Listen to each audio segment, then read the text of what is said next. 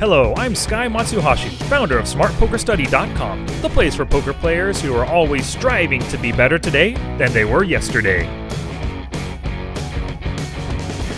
Poker people, in episode 53, Alex Fitzgerald returned to the podcast and he discussed what it takes to dominate the final table and his upcoming webinar, Master Poker with only 1 hour a day. Hey poker people, thanks for tuning in, thanks for telling your friends, and thanks for spreading the word because that's how we grow. Weather report for today, slightly cloudy and breezy with a high of 75 degrees. It's gorgeous here in Fresno, California. The only thing that could make today any better would be if I were holding a beer. So maybe after the show. Okay, let's get on with it. Today we're going to discuss something that I've been wanting to get to for quite a while now, using a heads-up display for online poker. That's right, it's HUD talk time.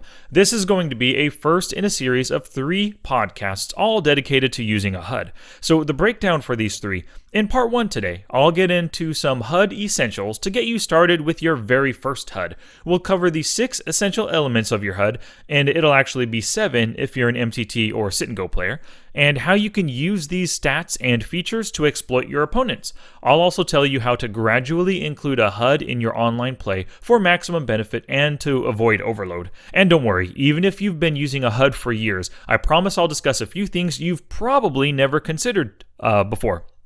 And in part 2 next week, I'll build out your HUD with some more key statistics for max exploitation, both pre and post flop. We'll also discuss how to use the HUD in hand history reviews. And the week after that, in the final part 3 of this series, I'll discuss the use of pop-ups with your HUD. The HUD itself is great, but it's the pop-ups that really allow you to get in there and rip your opponent's game to shreds.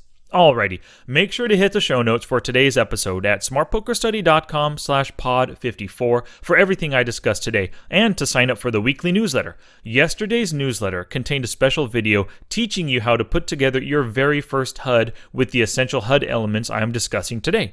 So if you're not already getting the newsletter, signing up today will give you access to the newsletter archives where you can watch that exclusive video. Now here it is, today's podcast mission. My mission for today is to teach you how to adopt a HUD into your game by starting off gradually and effectively using the 6 or 7 most essential elements of any HUD.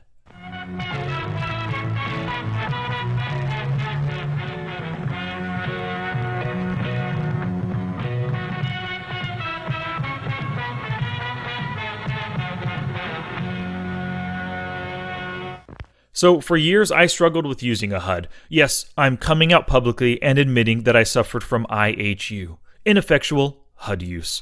The thing for me was that for everybody actually, there's too much information in the beginning in the HUD and within all the pop-ups as well. You've got statistics on how often opponents play hands, how often they raise or c-bet, how aggressive they are on each street, how often they fold to steals, how often they check raise, how they respond to river bets, how they respond to turn donk bets, how often they fold to 3-bets, how many hands you've played with them, what they've shown down when cold calling 3-bets, what hands they 4-bet with. It's just too friggin' much, you know?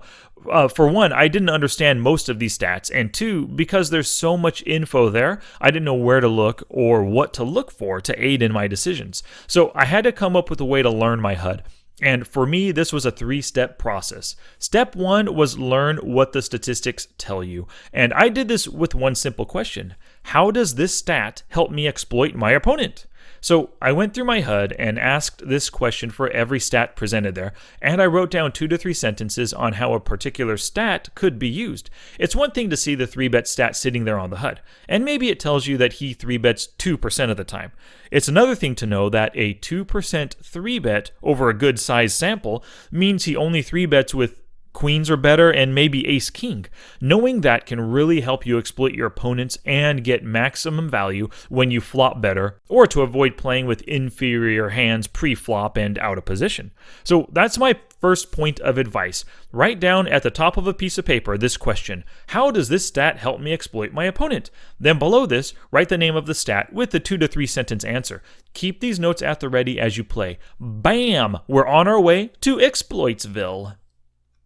So step number 2 in gradually learning the HUD is learn the layout. So the next thing I needed to do was to understand the layout of my HUD and the pop-ups. If I was facing like a river bet, I needed to know where I could look to find out how often the player bet the river, so I could judge how likely he is to have value here, or if it could be just a plain old bluff. So what I did for this was to write the layout of each HUD and pop-up on separate pieces of paper. If you've never done something like this before, you'd be amazed at how writing things down can help you remember them.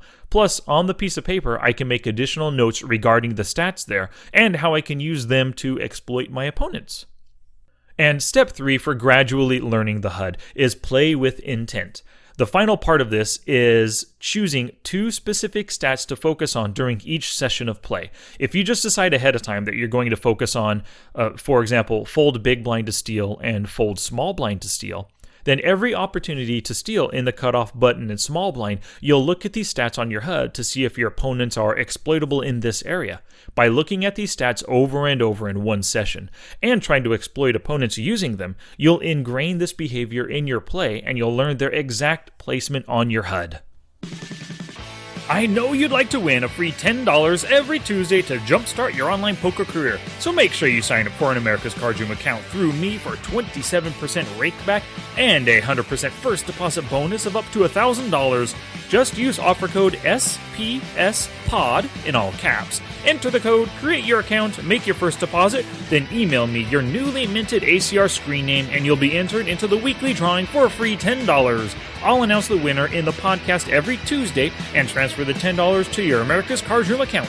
And soon we'll be holding weekly free rolls exclusive to my listeners, so get in on the action and open your own America's Card Room account today by clicking the banner at the top of this episode's show notes or go to smartpokerstudy.com/ACR for more details and your chance to win $10 weekly.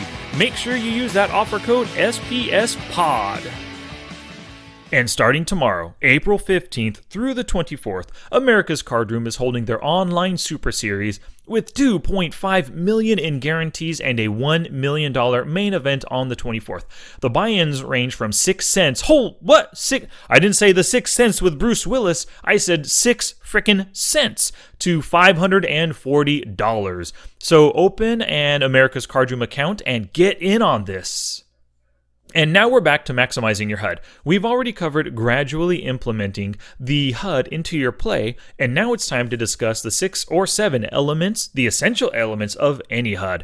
And I'll do this by answering the question I posed previously. How does this stat help me exploit my opponent?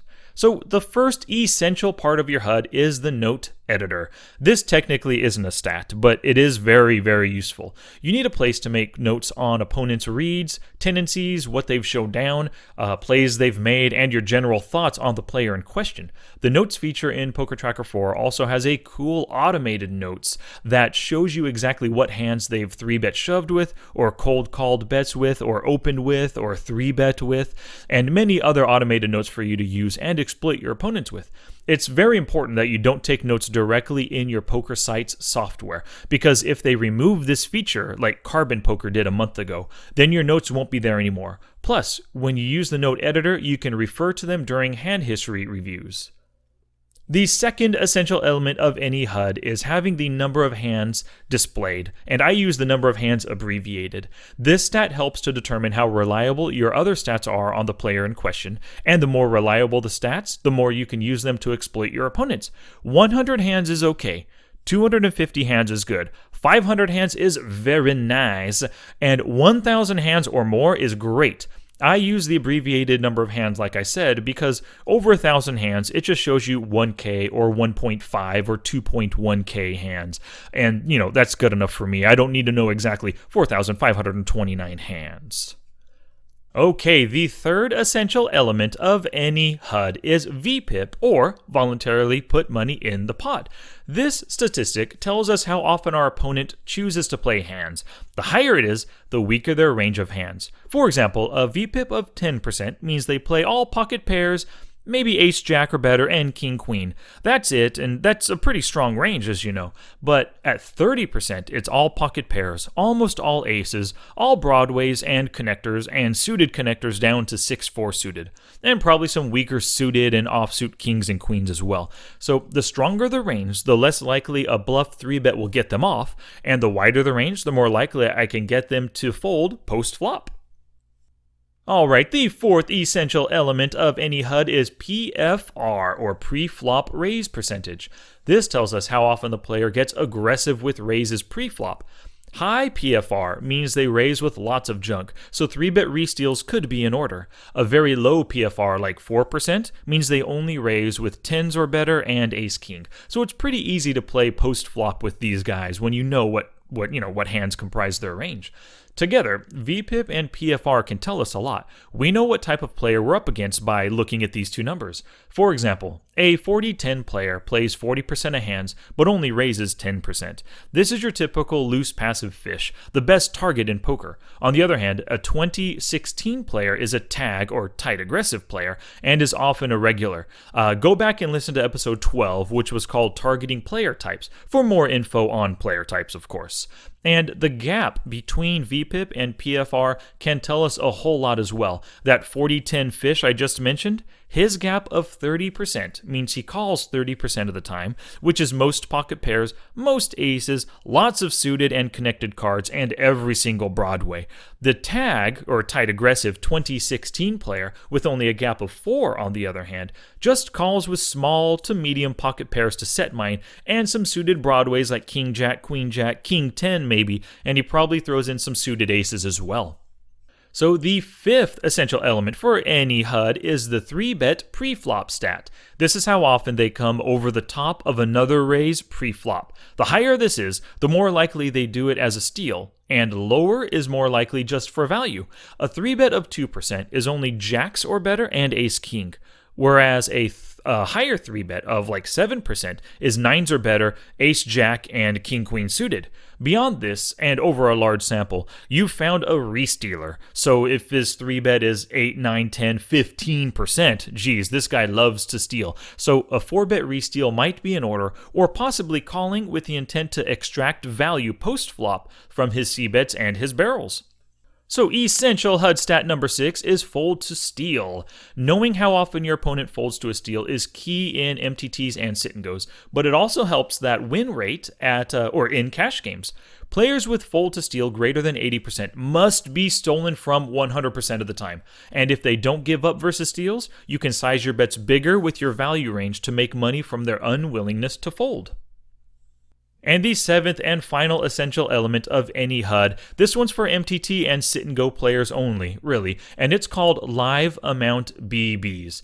As blinds increase and stack sizes can be all over the place, having this stat saves you time from calculating it for every player in every hand. It just saves brain space for more difficult decisions, and it helps you to notice when it's push fold time for yourself or other players at the table. Challenge! Here's my challenge to you for this episode. Get your HUD on! Choose 2 stats to focus on during each session you play. Write out the 2 to 3 ways you can use each stat to exploit your opponents, and make sure you look at these stats as you play each hand to get comfortable using them. Now it's your turn to take action and do something positive for your poker game. Now get it on!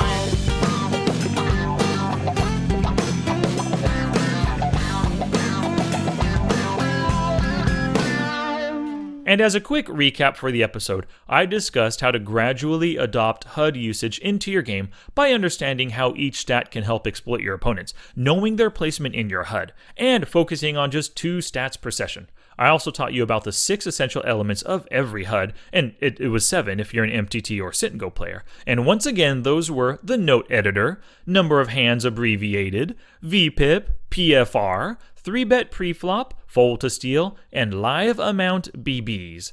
Now that I've covered the 6, or 7, HUD Essentials, hit the show notes for a screenshot of what this HUD could look like. And speaking of HUDs, I just released my own smart HUD for Poker Tracker 4 on sale on the website. If you purchase it, you'll get 3 different HUDs, one for cash, one for 6 max MTTs and SNGs, and one for 9 max MTTs and SNGs. You'll also get 6 different pop-ups to really help you exploit your opponents. Use www.smartpokerstudy.com/smarthud30, that's all one word with the number 30 at the end, for 30% off my new Smart HUD for Poker Tracker 4. And if you don't have Poker Tracker 4 yet, you can get a free 30-day trial by using my affiliate link. You don't have to commit to make a purchase. Just going through me helps to support this show, and I love the support. Visit smartpokerstudy.com/pokertracker4, and that's all one word with the number 4 at the end, to be taken directly to the Poker Tracker 4 website where you can download your free trial. If you decide to purchase it through me, email me your purchase confirmation, and I'll send you my Smart HUD for free. A killer value right there. So please go to the show notes at smartpokerstudy.com/pod54 for everything mentioned today. Thank you so much for listening. I love feedback, so hit me with it through the show notes, or you can also send an email to sky@smartpokerstudy.com, tweet me at smartpokerstudy, or post in the Facebook group at smartpokerstudy.com/discuss. And please send me your questions, your leaks, or ideas for podcast topics through all the channels just mentioned. Alrighty, poker people, be sure to come back this Friday for another Q&A where I lay down some killer answers to your questions. And next week on Tuesday's podcast, we'll hit part 2 of maximizing your HUD with some additional stats and how to use your HUD during hand history reviews. Of course, word of mouth is the best advertising, and I thank you for sharing this show with other poker people. It only grows with your help, so I'm asking you to share it with someone who will get value from it just as you do. Until next time, study smart, play much, and make your next session the best one yet. And now for that beer.